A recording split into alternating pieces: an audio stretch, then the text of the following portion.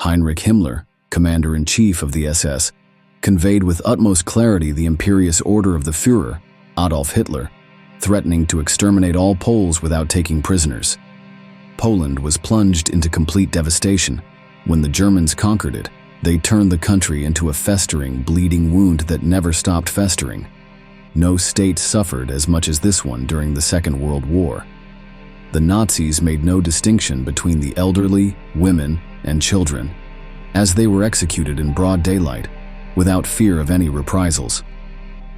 The invasion of Poland was marked by execrable milestones, such as the Ciepielow and Wola massacres, both related to the Warsaw Ghetto Uprising. The number of innocent civilians tortured and eliminated under no pretext adds shame to these already heinous events. The Third Reich crushed Poland like an insect. The cruelty with which these acts were carried out reflects the horror of thousands of gruesome crimes against humanity. Lebensraum, which in English means living space, was a concept that had been developing since the 19th century and took its definitive form with Nazism. It was an expansionist stance through which the German nation was to expand its territory into Central and Eastern Europe. Due to its geographical position, Poland served as a testing ground for this experiment, and the results were devastating. Its native inhabitants were considered usurpers of a land that, from this perspective, belonged to the Germans. This allowed Poles to be hunted down by the Nazis like dogs, especially if they were of Jewish descent. Their annihilation responded to a greater objective, the aggrandizement of the Thousand-Year Reich.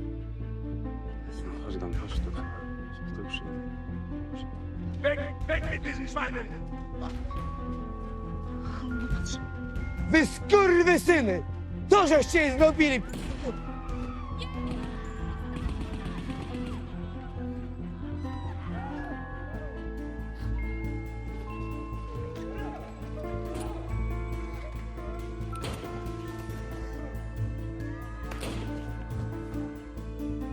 September 8, 1939.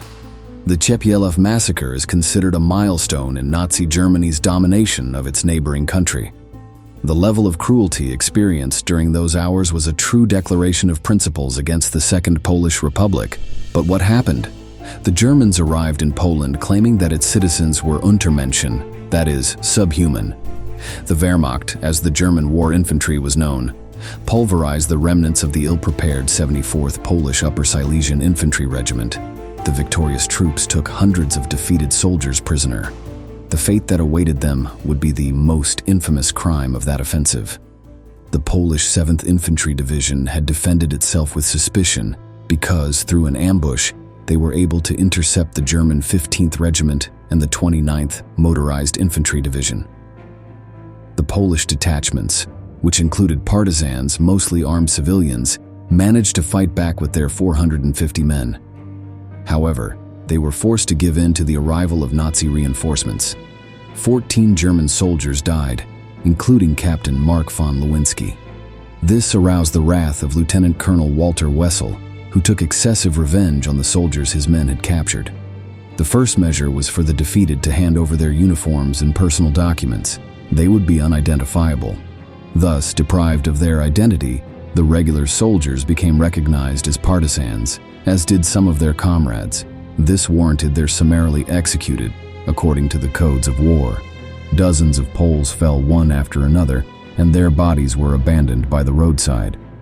Those who survived were forced to walk to a designated point where another 50 captives awaited. The Germans rounded them up and subdued them using an SS armored personnel carrier. More than 250 were killed. Now it's necessary to focus on an unprecedented event in the German occupation of Poland, the Warsaw Uprising. The Warsaw Ghetto was a neighborhood where the city's Jewish inhabitants were confined. The uprising gained dimension and importance by demonstrating the strength of the Polish resistance. It was composed mainly of the Armia Krajowa organization, the Patriotic Army, and its purpose was to overthrow the Nazi regime established in the country's capital. It also sought to evade any attempt at a Soviet assault that might reappear there. The ghetto was built on 4-meter-high walls, enclosing approximately 400,000 Jews within an 8-square-kilometer rectangle. Its inhabitants rebelled fiercely, radically refusing to submit to National Socialism. Having been expelled from their own homes, people of Jewish descent had been brought there through the use of systematic violence. Later, its residents had to tolerate the abuse of those who remained outside, who perceived Jews as animals. Furthermore, they were guarded relentlessly, so much so that murder was commonplace in the face of subordination. Members of the SS and the Polish police forced those they deprived of their freedom to wear blue and white armbands emblazoned with the Star of David. August 1st, 1944. Warsaw, the Polish capital, experienced the early hours of the day with squares packed with people, churches packed with parishioners, and businesses full of customers. It was unthinkable that on that very day the Polish resistance would stage an insurrection at 5 a.m. At that time, coincidentally, workers were leaving the factories. However, at 10 minutes to 2 in the afternoon, a group of armed guerrillas from the Armia Krajowa were spotted by German soldiers. To prevent them from alerting them, the militiamen threw a grenade at the truck carrying the Nazis, leaving not a single one alive. This would be the prelude to an advance against National Socialist barbarism. At 5 p.m. on the aforementioned date, the Warsaw Uprising truly began. Recruits of the Polish resistance were stationed in each of the city's 7 neighborhoods, where they began to unleash chaos.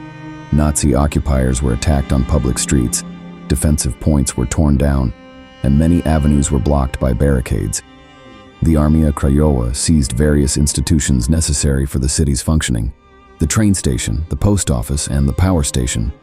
In addition, 50 Jewish prisoners trapped at the railway collection point were freed. Members of the Kalinsky Battalion reached the terrace of the city's tallest building, the Prudential skyscraper, and raised the Polish flag. Not surprisingly, these maneuvers provoked significant repercussions from the occupiers. The Nazis showed no compassion, not only for those who had participated in the uprising, but also for the Jewish population in general. After their relentless advance, the remnants of the ghetto were annihilated with explosives and flamethrowers. Few deserters were able to take refuge in the dense forests of Poland. 4,000 of them were trapped in an underground shelter. On May 15th, a prominent synagogue was demolished. By the 26th, 70,000 Jewish casualties had been counted. 7,000 were murdered by summary executions, while the rest were exterminated in the Treblinka concentration camp.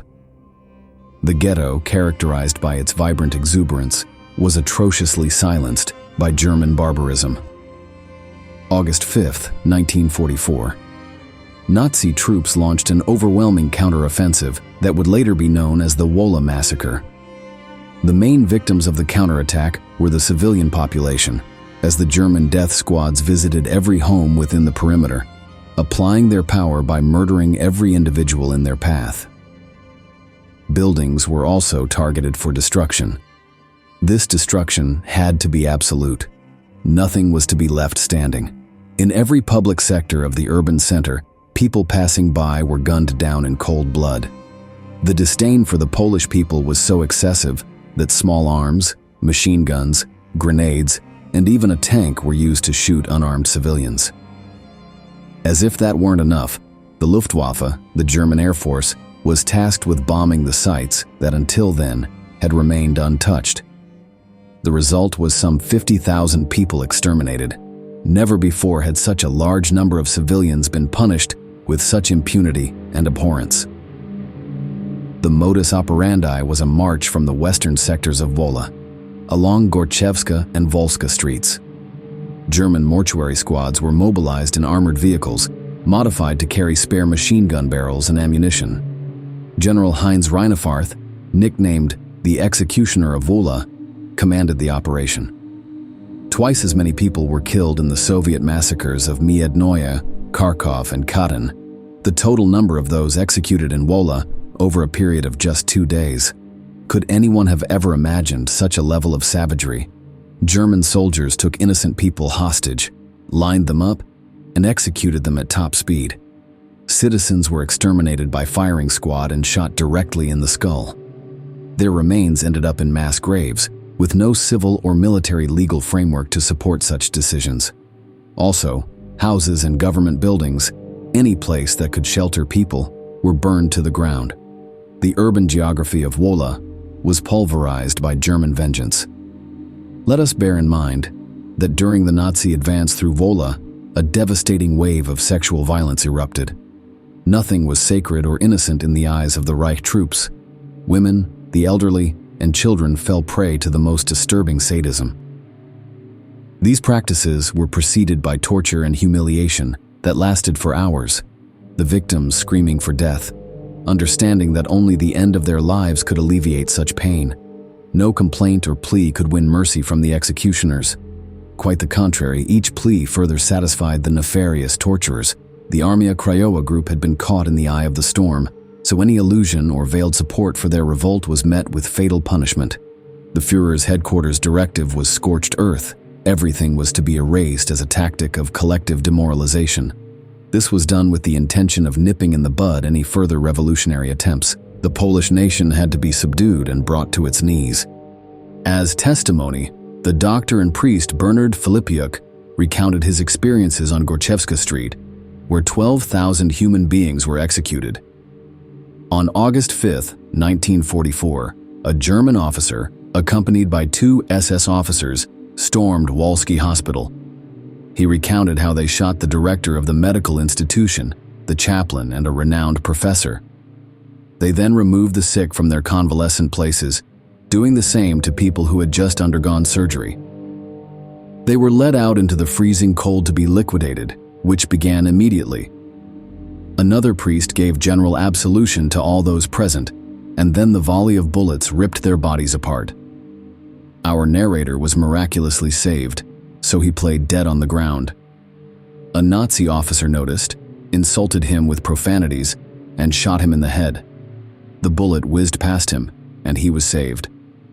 Unfortunately, he witnessed a mother being killed in front of her crying child.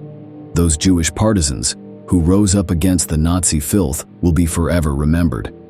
The invasion of Poland marked 3 execrable milestones. The first was the mass murder of prisoners of war who had been part of the Polish Upper Silesia infantry. The second was the Warsaw Uprising, which the Germans ended with thousands of deaths. And the third, the largest massacre ever recorded in Poland, which took place in Wola. Now, after learning the details of the abhorrent Nazi occupation of Poland, it's time to say goodbye. Thank you very much for being with us until the end. We look forward to seeing you again in our next installment.